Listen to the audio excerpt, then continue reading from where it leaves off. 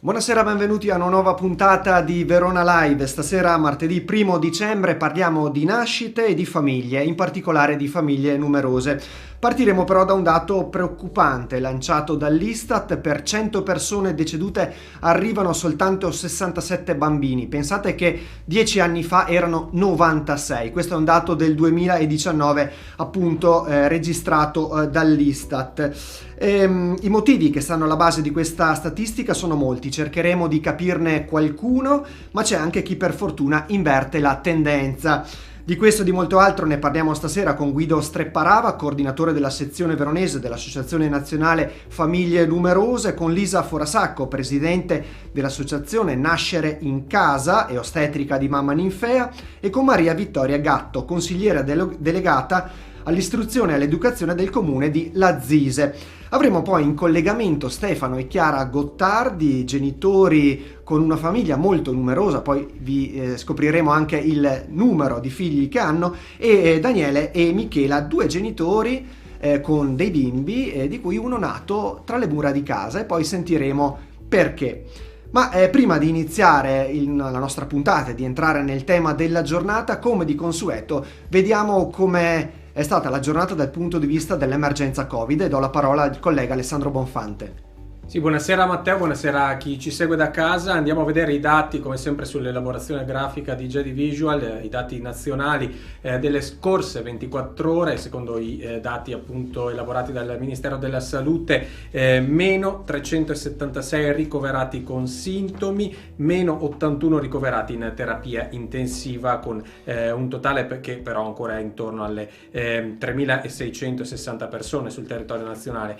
Diminuiscono anche le persone in isolamento, meno 8.000, quindi siamo intorno alle 743.000, e chiaramente diminuiscono anche gli attualmente positivi. Il dato che fa ancora pensare però è quello dei decessi, più 785 quelli registrati nelle scorse ore, e casi totali registrati 19.350, che porta il totale dall'inizio della epidemia a 1.620.000. Andiamo a vedere i dati del Veneto, perché anche qui ci sono ancora dati preoccupanti. Il Veneto registra un balzo di 107 decessi di pazienti con Covid nelle scorse 24 ore, che porta il dato complessivo delle vittime a 3.818. Qui vediamo appunto i dati riportati dall'ANSA. Nuovi contagi 2.535, numero contenuto se raffrontato a quelli delle ultime settimane, per un totale di 148.127 infetti dall'inizio dell'epidemia. Andiamo a vedere invece sul nostro sito dailyverona.it l'allarme lanciato dal direttore generale del LUISS 9 Scaligera. Dice Pietro Girardi: gli ospedali veronesi sono in difficoltà, ma la gente continua a girare.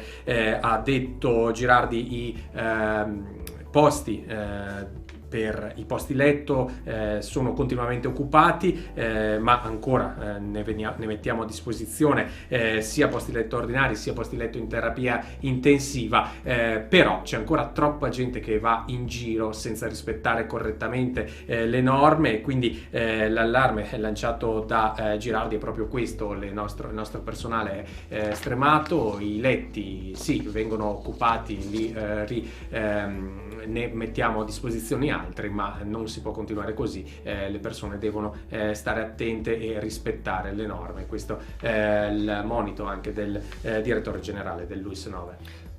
Grazie mille Alessandro, come al solito, per questa panoramica. Raccomandiamo sempre ai nostri telespettatori di rispettare le regole, di indossare i dispositivi e di mantenere il distanziamento nei luoghi pubblici. È fondamentale per uscire il prima possibile da questa situazione che ci sta colpendo ovviamente in tutti quanti. E veniamo dunque al tema del giorno. Dicevamo, l'Istat ha lanciato un allarme, lo ricordiamo: per 100 persone decedute arrivano soltanto 67 nuovi bambini. 10 anni fa il dato era di 96, quindi un pesante negativo. Tuttavia non mancano le famiglie numerose, le possibilità anche di far nascere i figli con modalità alternative rispetto al parto in ospedale. Il calo è legato a una questione di possibilità economica? Le istituzioni sostengono la genitorialità? Questi sono i quesiti che ci poniamo stasera, ma a registrare un calo significativo dal punto di vista statistico è a Verona un comune, il comune di Lazise, che in assoluto chiaramente non è un numero così rilevante, ma sentiremo appunto la consigliera Maria Vittoria Gatto in controtendenza rispetto agli anni precedenti, ed è il comune di Lazise. Sentiamo. Sì, anche noi, come giustamente diceva lei nell'introduzione, abbiamo avuto questo calo, appunto con solo 37 nascite, a differenza delle solite 50 che negli ultimi anni, almeno da quando io sono in amministrazione comunale, stiamo registrando. Questo calo è sicuramente, l'osservazione che ci è venuta da fare è dettata effettivamente da fattori che possono essere diversi: l'insicurezza economica, la mancanza di lavoro, il fatto che le persone ritardino sempre più, le coppie, il momento in cui pensare alla nascita di un figlio, proprio perché prima ci sono altri fattori, la casa, il lavoro, sempre meno sicurezza nel mondo del lavoro, e quindi questi aspetti hanno sicuramente inciso.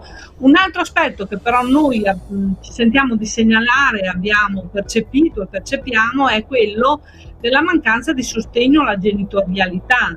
Il fatto che i genitori si trovino da soli nel gestire una nascita, cosa che non è facile da fare, e dover delegare ad altre persone, a terze persone che non siano strettamente della famiglia, non sempre è accettato, non sempre è facile da accettare, e soprattutto non sempre è facile da sostenere economicamente, perché comunque rivolgersi a un nido oppure ad altre house, kinder house, o situazioni anche nuove, emergenti, che possono esserci, hanno anche dei costi che le giovani coppie non riescono a sostenere, ragion per cui si manda più in là questo momento. Si manda più in là questo momento, dice la consigliera Gatto, ma ci sono sostegni istituzionali alle famiglie che appunto decidono di fare figli? Sentiamo ancora Gatto. Abbiamo sempre e stiamo sempre cercando non solo di far sentire la nostra vicinanza dal punto di vista come amministratori, ma proprio con azioni concrete. Innanzitutto noi ogni anno facciamo questa festa del nuovo nato, dove nell'occasione piantiamo un piccolo albero d'ulivo, che è un po' l'albero simbolo della nostra zona del lago, lo piantiamo a nome di tutti i bambini nati, ma a ognuno di loro facciamo dono di un piccolo olivo che possono piantumare nel proprio giardino, nella propria casa. E anche quest'anno, nonostante non sia stato possibile farlo nella solita formula, con il momento di festa e di accoglienza di tutti i bambini, abbiamo trovato comunque un modo per fare questo dono, e quindi di incentivare la vita e di riconoscere la nuova vita. E questo, diciamo, è un po' un progetto che ha della festosità. Invece, per altri aspetti, abbiamo anche dei progetti educativi che sono stati attivati negli anni, e anche nuovi che sono nati da quest'anno. Insomma, abbiamo sentito come il comune di Lazise sia anche virtuoso da questo punto di vista, o almeno ci provi ad essere vicino alle famiglie per favorire la genitorialità. E per fortuna, dicevamo, nonostante il dato è negativo da parte dell'Istat, c'è chi inverte la tendenza. È in distribuzione in queste ore il nuovo numero di Pantheon, e in copertina, adesso andiamo subito a vederla, c'è un albero di Natale splendido, e alla base di questo albero, vedete, ci sono 13 persone. Queste 13 persone sono 2 genitori, Stefano e Chiara Gottardi, e i loro figli.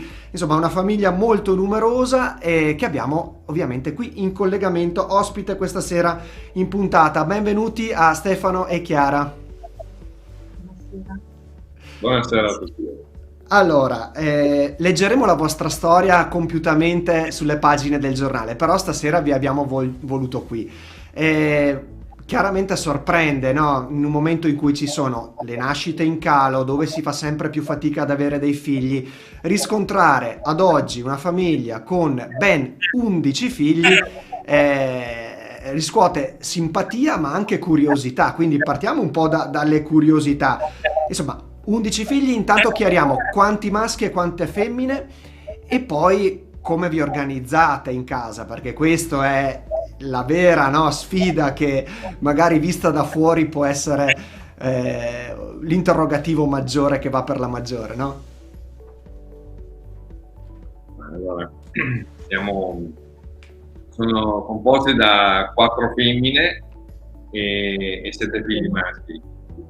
Sbagliato. È difficile tenere il conto, Confusione, 7 femmine e 4 maschi.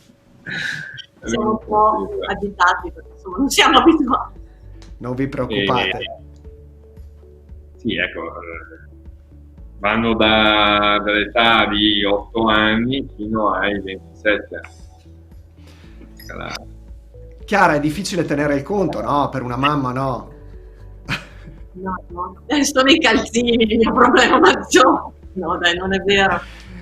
Ci si può chiedere, no? Come si fa a organizzare? Siete una comunità di fatto, no? Cioè, adesso avete 2 figlie che si sono sposate, quindi sono uscite dal nucleo familiare, però ne rimangono altri 9 in casa. Ecco, cosa serve per poter garantire una quotidianità e un'attenzione a ciascun figlio? Perché poi sappiamo quanto è difficile magari averne 2 o 3 o 4. Dare la stessa attenzione ad 11 figli è un'impresa. Voi come avete fatto e come state facendo? Beh, noi abbiamo un amministratore delegato che è in cielo e quindi era il nostro garante, è colui che porta avanti la nostra famiglia, è la nostra roccia. E niente, abbiamo basato il nostro matrimonio su di lui, è l'unica nostra certezza e ogni giorno lo viviamo in pieno. Ci mettiamo nelle sue mani e affidiamo e con coraggio, fiducia e speranza affrontiamo la nostra giornata. Ognuno dei nostri figli fa qualcosa, dopo c'è qualcuno che, anzi più di una volta, che si nasconde, che scappa, che fugge, però vedo che a volte è una cosa momentanea, a volte è dovuto a una fase della vita che come genitore ti vorresti congelare, che è l'adolescenza, perché vabbè, a volte insomma non vorresti passare certi momenti, ma sono fondamentali per loro, per tutti noi, che per noi sono stati fondamentali. E niente, dopo bisogna avere anche, cioè il Signore ti dà anche uno stato di grazia anche per stare attento, per vigilare, perché non è sempre facile. Immaginiamo. Stefano, questo amministratore delegato chiaramente è Dio, siete una famiglia, il Signore, siete una famiglia molto credente e immaginavate, ecco, una volta che vi siete sposati, di poter chiaramente avere dei figli, perché è il desiderio di chiunque si voglia sposare, ma di arrivare ad avere una famiglia così numerosa, diciamo, lo immaginavate già da giovani o avete seguito un po' il cuore, vi siete affidati, come ha detto Chiara, alla volontà anche di Dio? Assolutamente, non è stato né pianificato né progettato né studiato, tantomeno a tavolino. Faceva sorridere il suo cenno dei giovani. Noi da giovani avevamo come unico intento quello di godersi la vita, come tutti i giovani, come i nostri giovani naturalmente. Abbiamo incontrato intanto con trepidazione, abbiamo scelto il matrimonio, ma proprio questa trepidazione, cioè questo desiderio di voler fare una vita insieme, abbiamo fin da subito cercato, come diceva Chiara, un alleato, cioè che l'abbiamo trovato in Dio.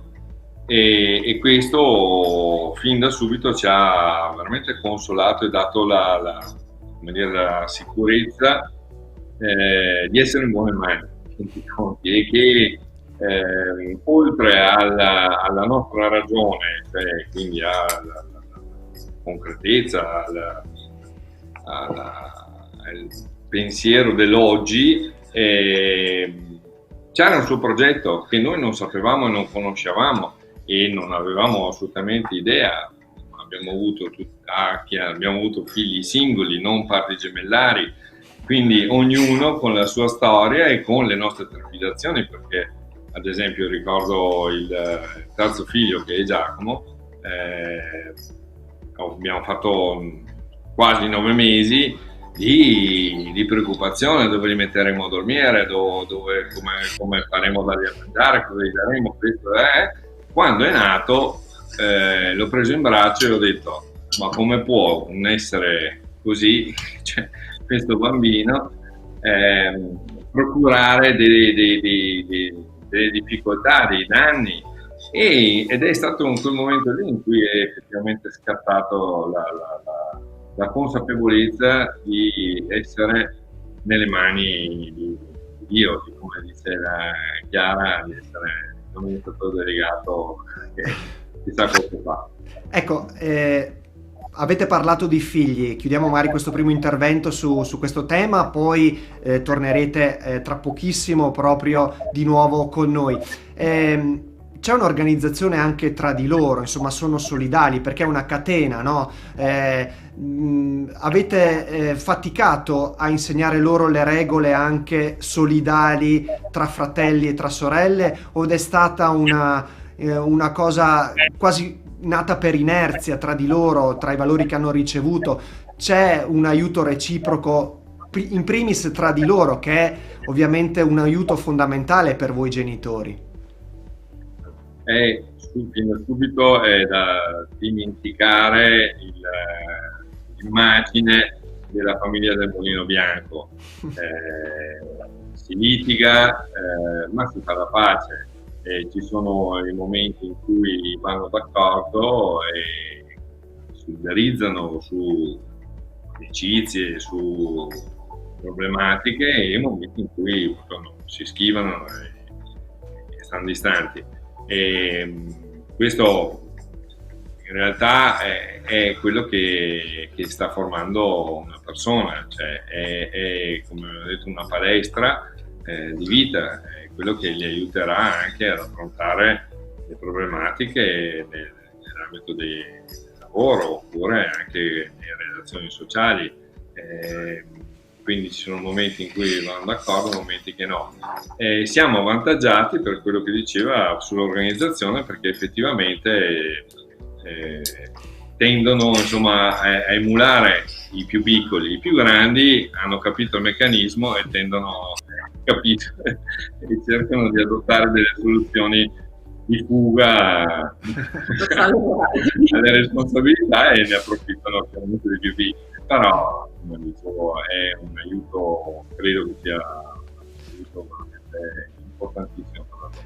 Grazie, rimanete lì con noi perché torneremo tra pochissimo. Chiara, torneremo proprio da lei tra pochissimo, quindi rimanete con noi, andiamo avanti, perché non tutti sanno che a sostegno di queste famiglie c'è anche un'associazione ben radicata sul territorio nazionale e anche a Verona. Ma di cosa si occupa? Sentiamo il coordinatore provinciale Guido Strepparava.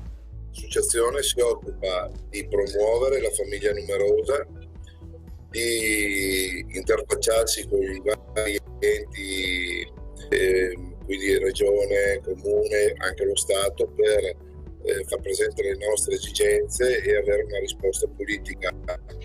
E dopo anche si occupa di dare a queste famiglie una rete di amicizia e di solidarietà. Ma quante sono le famiglie veronesi, le famiglie numerose a Verona? Sentiamo ancora Strepparava. A Verona ci sono circa 600 famiglie, nuclei familiari con almeno 4 figli, e non tutti sono iscritti all'associazione.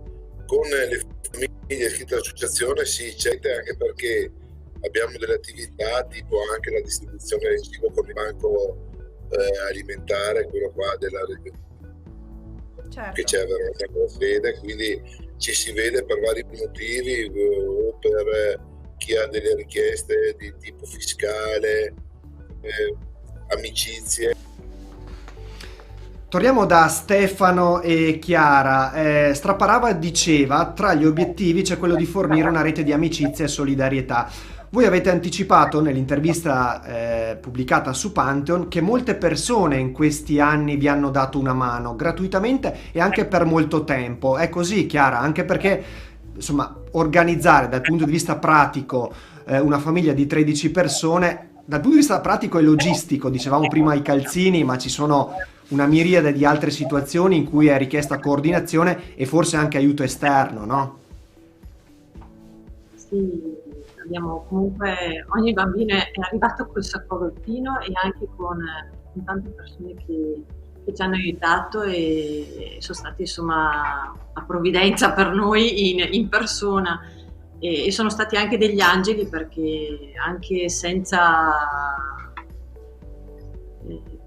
come si dice, a volte anche senza farsi vedere, cioè in segreto, e penso che per le famiglie sia importante sapere che non sono sole, e che ci sono, e soprattutto insomma fare comunione con altre famiglie è importante, ecco, per potersi sostenere nelle difficoltà, nei momenti difficili, che sono tanti,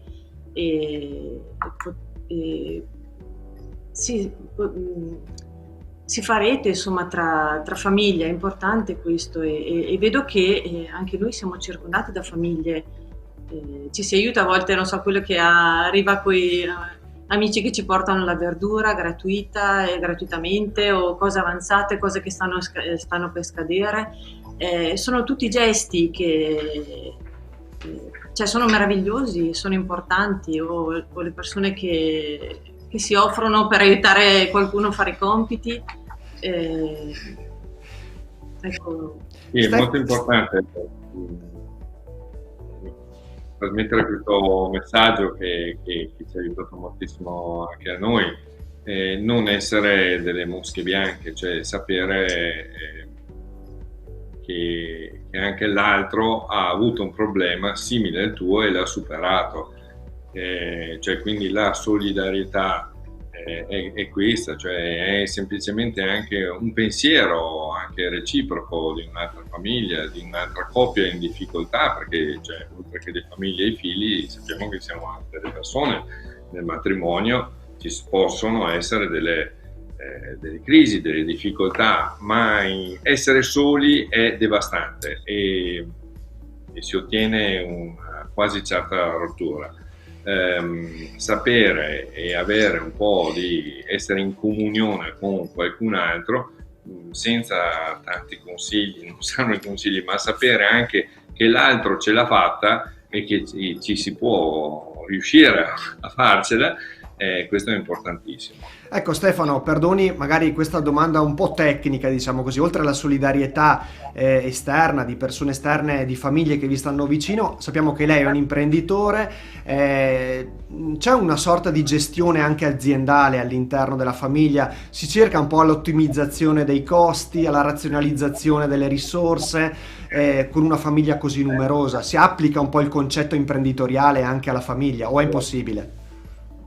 Si applica perché poi è nella nostra anche natura farlo, ma è un totale fallimento, cioè fare dei progetti sotto il punto di vista economico ti gratifica immediatamente, ti fa sentire tranquillo, ma poi dopo un po' di volte raggiungi la consapevolezza che fallirà di sicuro.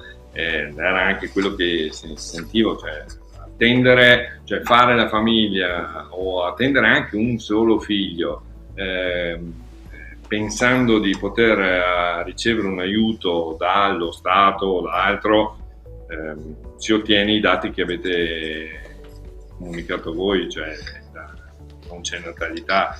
C'è bisogno forse di una comunicazione diversa anche, no? In alcuni casi, cioè. Sì, cioè diciamo che tutto il resto, cioè lo Stato potrebbe essere d'aiuto, ma non è il motivo, diciamo, principale. Rimanete ancora lì con noi perché vi ritroveremo tra pochissimo. Lo stesso Streparava, coordinatore dell'associazione, ha confessato che c'è stato però un calo di iscrizioni alla stessa associazione. Sentiamo. noi abbiamo una realtà un po' ovattata, nel senso che vediamo comunque che anche le nostre famiglie crescono in modo meno esponenziale nelle iscrizioni a livello nazionale rispetto ai primi anni, quindi sicuramente c'è un calo da questo punto di vista. Dopodiché la società è quella che è, non è più quella di 20 anni fa. Ecco, e torniamo di nuovo da Stefano e Chiara. Diceva Strapparava, la società non è più quella di 20 anni fa. Io vi chiedo, ma se foste ventenni adesso, rifareste, diciamo, la stessa scelta? Ci sarebbero le condizioni? Chiaro che avete detto all'inizio vi siete affidati anche alla fede, ma secondo voi ci sarebbero le condizioni oggi per rifare quello che avete fatto 20-25 anni fa? Assolutamente sì. Vi confesso, non so se un aspetto molto intimo, che qualche tempo fa, l'anno scorso, mi trovavo, ero in auto, stavo guidando, ero un po' in crisi perché per difficoltà di qualche figlio a scuola non riusciva bene, era un po' in crisi, e ho pensato, mi è nato un pensiero, ma perché abbiamo fatto tutti questi figli? Ma se avessi avuto 1 o 2 figli o 3 figli al massimo, avremmo potuto dedicarci maggiormente alla scuola, ad aiutarli, a sostenerli sotto il punto di vista dei compiti, eccetera, eccetera, eccetera, con maggiore attenzione. E è finito lì il pensiero. Dopo qualche minuto ho ripensato e ho detto sì, ma a chi rinuncerei di questi? E ho iniziato a elencare i nomi. Quindi concretamente, cioè Rachele, Giulia, Lucia, non avrei, a nessuno di loro avrei pensato. Questo per dire che certo, è chiaro, no, è chiaro. Chiara, invece la mamma deve sostenere anche il parto dal punto di vista fisico e 11 volte ha dovuto affrontare questa gioia di vivere, li ricorda tutti distintamente e ognuno in maniera diversa, ognuno le ha dato un'emozione diversa. Sì, ognuno era speciale o particolare.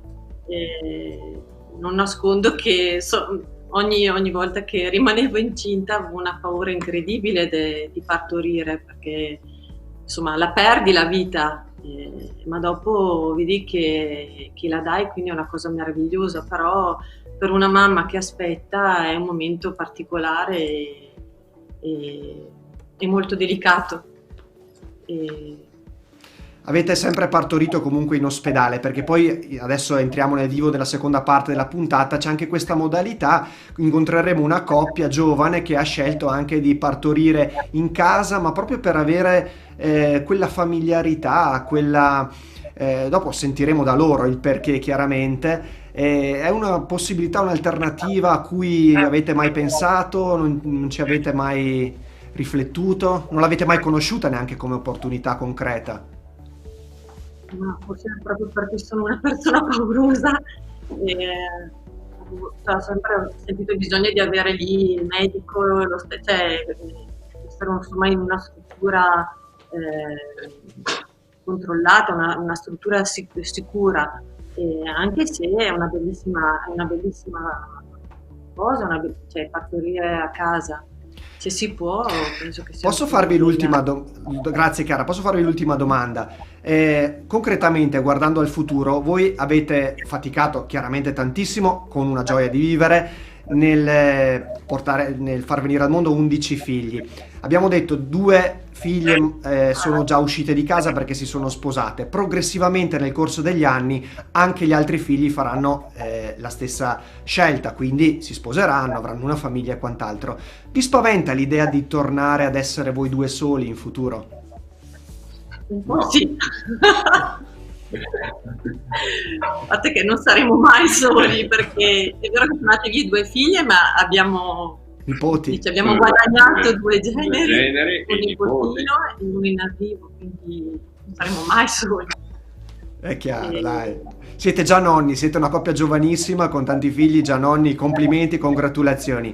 Allora, grazie per aver, diciamo, testimoniato anche su Radio Adige TV questa vostra storia, che è incredibile, ma non tanto straordinaria per voi perché l'avete vissuta nella completa normalità.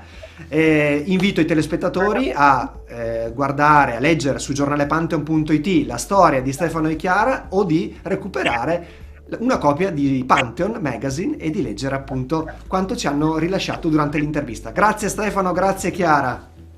Grazie a voi, buon Natale. Grazie, buon Natale anche a voi. E complimenti per l'albero, perché era veramente stupendo quello che abbiamo pubblicato in copertina. Quindi ringraziamo Stefano e Chiara e veniamo alla seconda parte della puntata. Parliamo di parto in casa. Un'alternativa al parto in ospedale che sta diventando una scelta sempre più opzionata dai neogenitori. E tra l'altro qui nel Veronese abbiamo avuto, oltre alla pandemia che chiaramente ha tenuto distante il più possibile giustamente le persone dagli ospedali, c'è stato anche il caso Citrobacter coseri a Borgo Trento, che ha fatto chiudere la natalità per 2 mesi, per non parlare chiaramente delle preoccupazioni dei genitori che avevano visto nascere il figlio in quei mesi in ospedale, e quindi tante motivazioni proprio in questi mesi per non partorire in ospedale, e in questo momento appunto c'è un'altra opzione di cui adesso parliamo, appunto la possibilità di partorire in casa. C'è questa possibilità, Alessandro, e noi abbiamo raggiunta Lisa Forasacco, presidente dell'associazione Nascere in Casa e ostetrica dell'associazione Mamma Ninfea. Le abbiamo chiesto se anche lei riscontra una diversa attenzione rispetto a questa modalità. Sentiamo. Sicuramente c'è questo periodo ha portato un maggiore interesse anche proprio verso il parto a domicilio, il parto in casa, proprio come possibilità diversa di una nascita in un ambiente domestico, in un ambiente più intimo e più rispettato.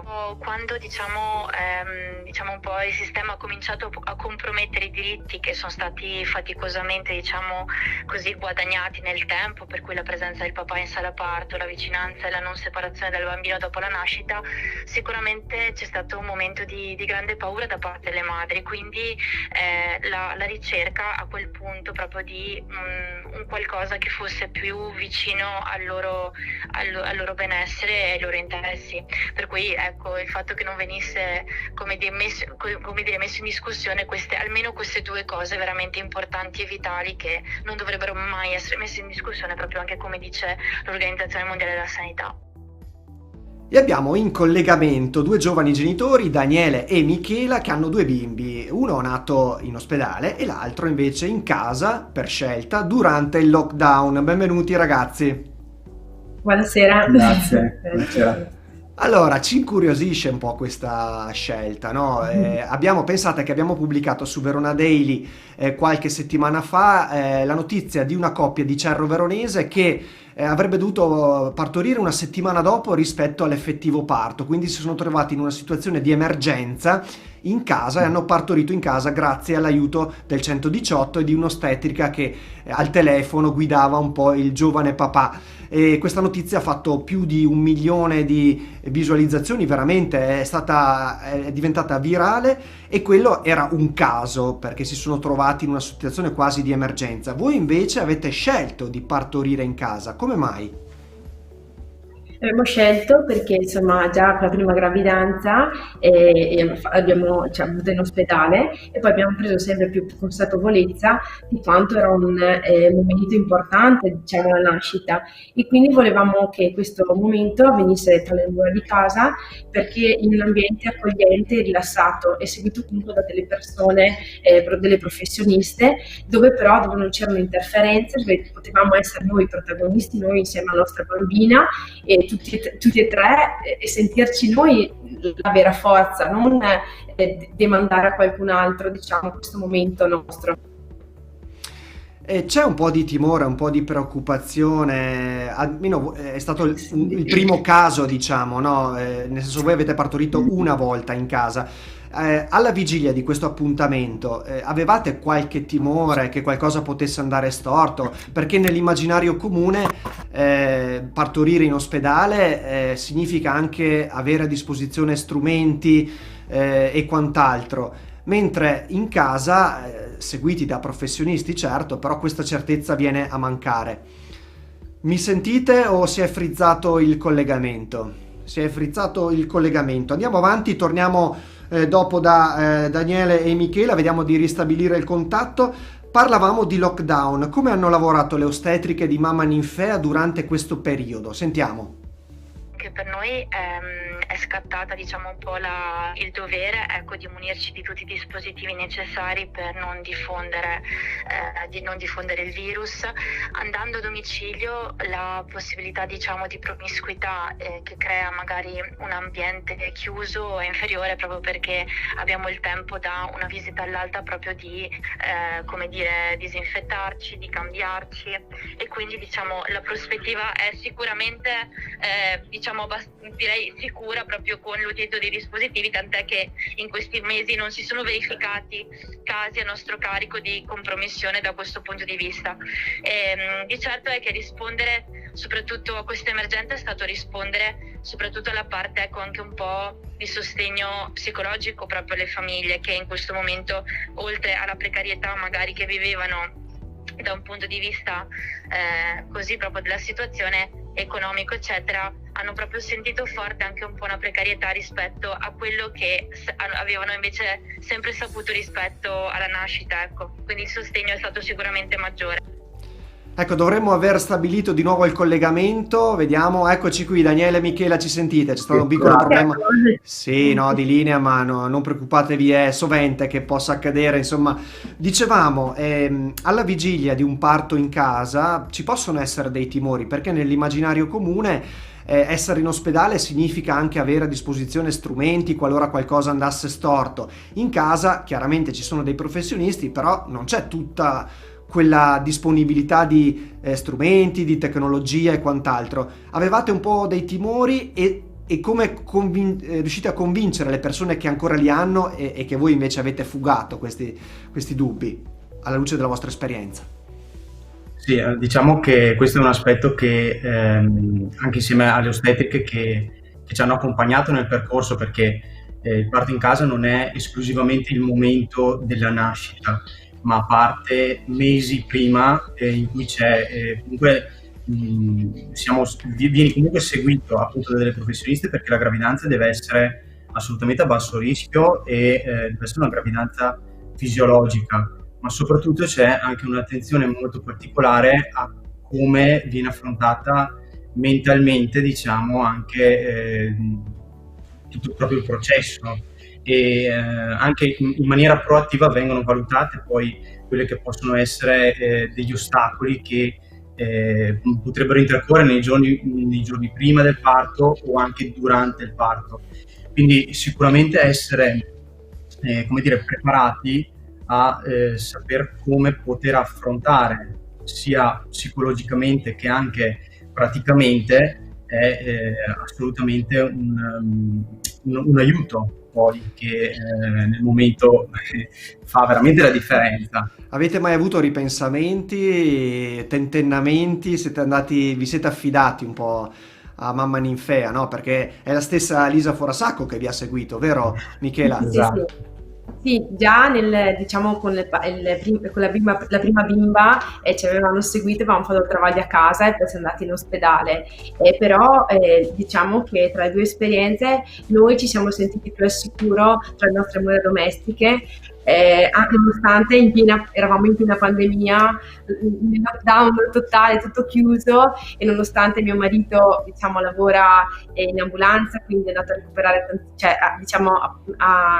con i positivi e tutto, quindi c'erano anche c'erano i pensieri di questo, però eravamo tranquilli perché sapevamo che era il nostro momento, eravamo noi e potevamo contare comunque sulla nostra forza e su noi tre e sul percorso che avevamo fatto, che non era ok il momento del parto, erano proprio questi 9 mesi che abbiamo lavorato insieme, ci siamo sentiti, abbiamo sentito il nostro corpo, io ho sentito la mia bimba insieme al mio papà, cioè al papà, e diciamo che capito, attraverso il tocco ci siamo parlati, è stata una comunicazione di tutti e tre, capito? E anche proprio nelle ultime spinte a casa, che sembrava oddio, ok, che magari in ospedale sarebbe cambiato, no?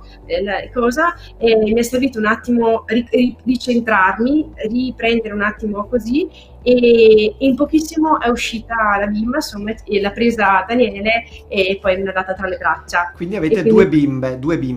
Sì, due bimbe. Ecco, vi chiedo due domande tecniche, proprio. Sì. Allora, all'anagrafe dove viene registrata la nascita appunto della bimba? Immaginiamo nel comune dove risiedete, no? Cioè, perché di solito si è nato a Verona perché nasce all'ospedale.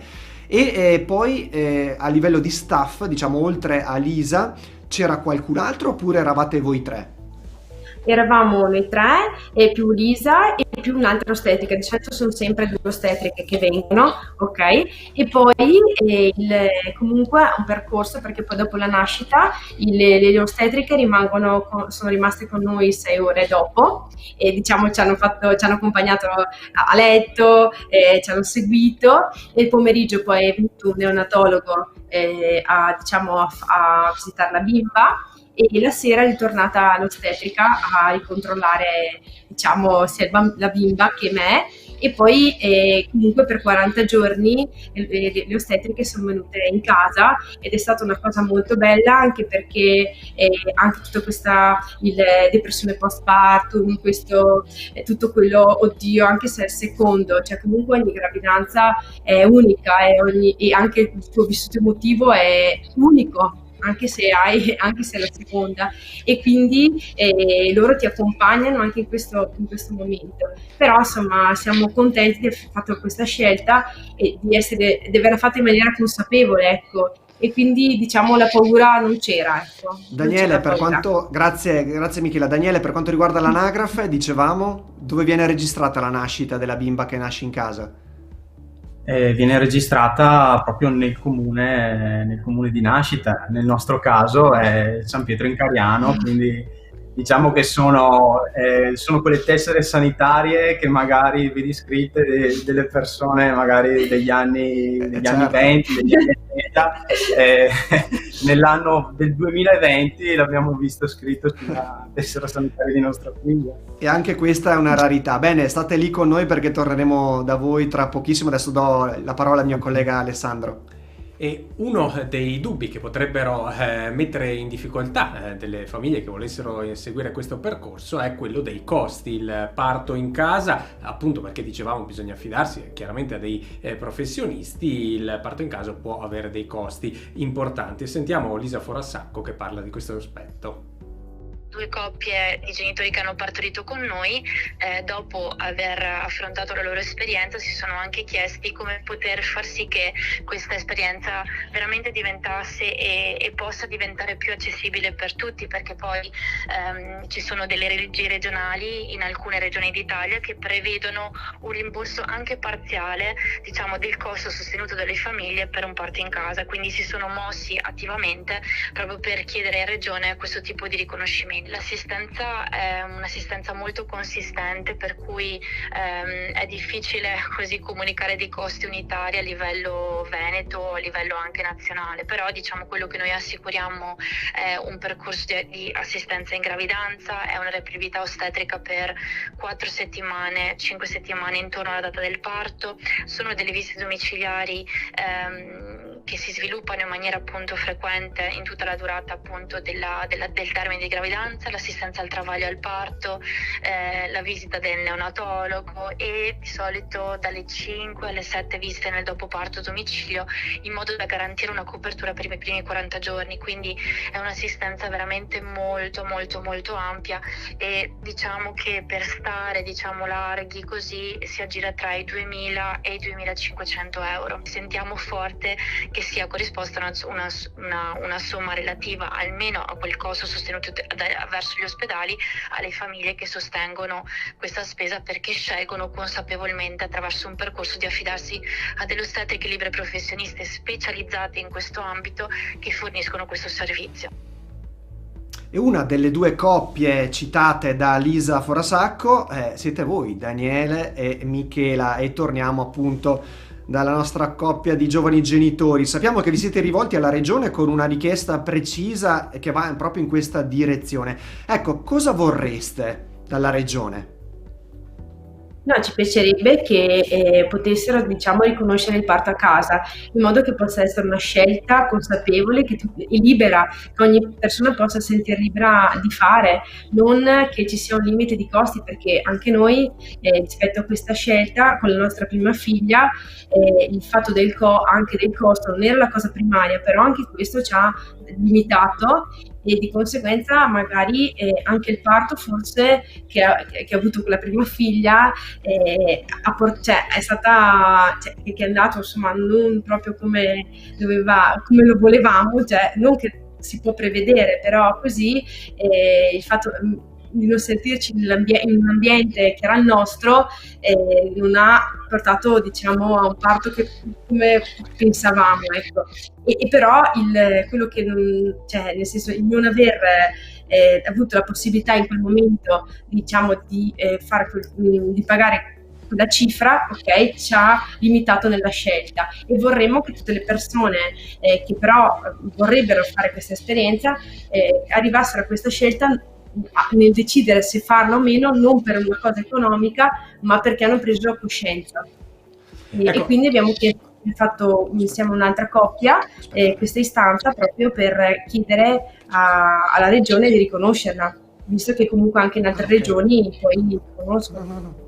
Ecco, Michela, avete anche visto l'articolo che ci siamo sentiti già per l'articolo su Pantheon, il video che avete diffuso anche tra l'altro sui social insieme all'altra coppia e che riportava queste richieste anche in merito al riconoscimento del parto in casa, ha avuto un grande successo e tra l'altro la petizione, l'istanza che avete condiviso con altre famiglie ha avuto un grandissimo successo. Sono arrivate tante persone a chiedervi come vi ha colpito, vi aspettavate tutto questo interesse intorno al parto in casa insomma il coinvolgimento delle altre persone è stato facile, veniva capito questa esigenza?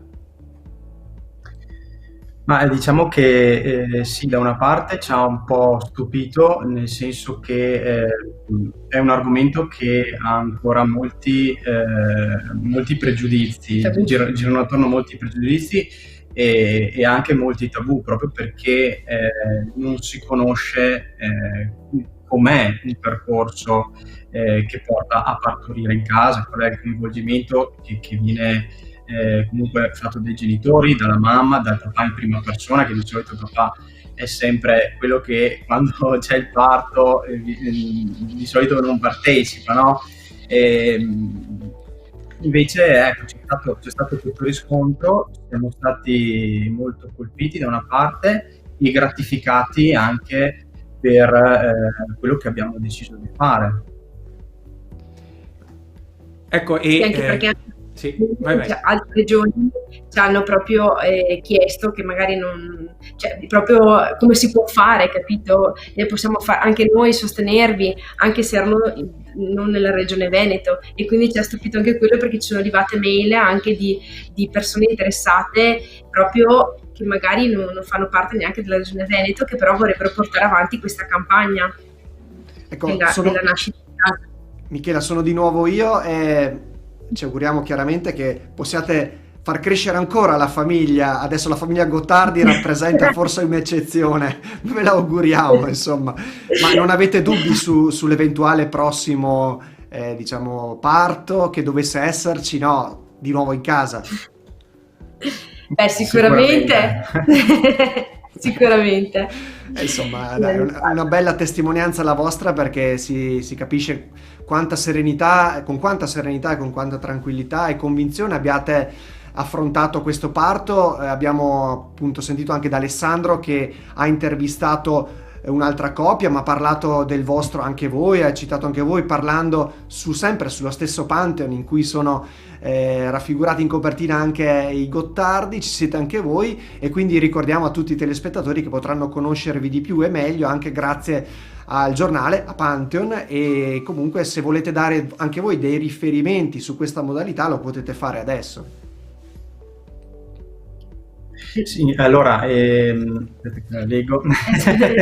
Allora, noi abbiamo messo a disposizione una casella di posta elettronica proprio per chi volesse avere qualche informazione in più per quello che è stato il nostro percorso, o proprio per come è possibile iniziare il percorso del parto in casa, o anche per partecipare all'istanza che da qualche mese, insomma, è stata inviata alla regione, e la mail è natiacasa@yahoo.com. natiacasa@yahoo.com. Allora, grazie Daniele, grazie Michela per questa preziosa testimonianza, grazie per essere stati anche sulle pagine di Pantheon, e grazie a voi. In bocca al lupo chiaramente per quello che sarà. Va bene? Grazie mille. Grazie. Buona serata e buon Natale. Buon Natale. Arrivederci. Buon Natale anche a voi. Insomma, Alessandro, quindi abbiamo detto si potrà leggere la storia di Daniele e di Michela, ma anche di Diego e Pamela, sulle pagine di Pantheon, no? Certo. Ti sei occupato di questa tematica, una tematica per certi aspetti nuova, per noi anche per te. Come l'hai trovata? Quali sono le tue considerazioni su questa possibilità che hanno i giovani genitori? No, sicuramente era un po' una novità, però come dicevi, la serenità con cui le famiglie che appunto ho sentito hanno affrontato un evento così particolare, però appunto in casa, è sicuramente interessante, e anche la volontà di voler coinvolgere altre famiglie per poter dare al più possibile la possibilità ad altri di sperimentare questa pratica del parto in casa, che come dicevamo anche in altre regioni è in parte o anche del tutto rimborsata, e come anche in altre nazioni europee è quasi la norma scegliere ospedale o in casa. Quindi è interessante appunto anche la volontà di voler condividere questa esperienza e ampliare al più possibile. Tra l'altro l'email che citavano prima c'è anche sul nostro giornale Pantheon, quindi chi volesse poi trovare altre informazioni e anche il link al video lo trova proprio lì. Bene, ringraziamo chiaramente la famiglia Gottardi che è intervenuta nella prima parte della trasmissione, ringraziamo di nuovo Daniele e Michela, e per ora è tutto. Verona Live torna domani sera, grazie per averci seguito. Arrivederci.